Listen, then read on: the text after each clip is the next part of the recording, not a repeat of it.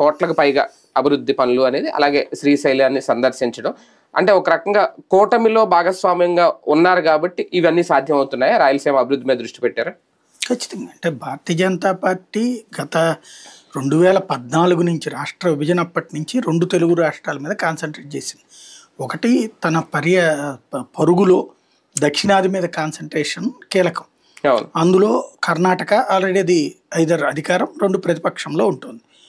అలాగే తమిళనాడులోకి వచ్చేటప్పటికి ఈ దఫా దాంట్లో భాగంగానే ఏఐఏడిఎంకేతో పొత్తు అటువైపున అడుగులు వేస్తుంది. ఆంధ్రప్రదేశ్కి సంబంధించి 14లో జాయింట్గా అధికారంలో ఉంది, ఇప్పుడు మళ్ళీ జాయింట్గా అధికారంలోకి వచ్చింది.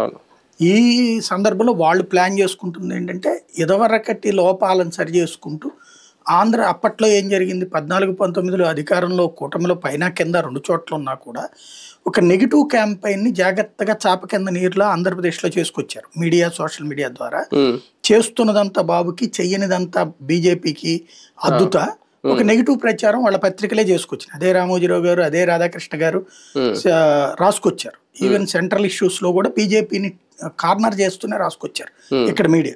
మౌత్ పబ్లిసిటీ కూడా అట్లాగే ఉండేది. చేసిన వాటి ప్రచారం ఏమో రాష్ట్రానికి చేసుకుంటూ, చెయ్యని వాటి గురించి దాంట్లోనేమో హైలైట్ చేసుకుంటూ వచ్చారు. దాని తర్వాత 19 తర్వాత సేమ్ జరిగింది. విడిపోయారు. 18 తర్వాత అయితే విపరీతమైనటువంటి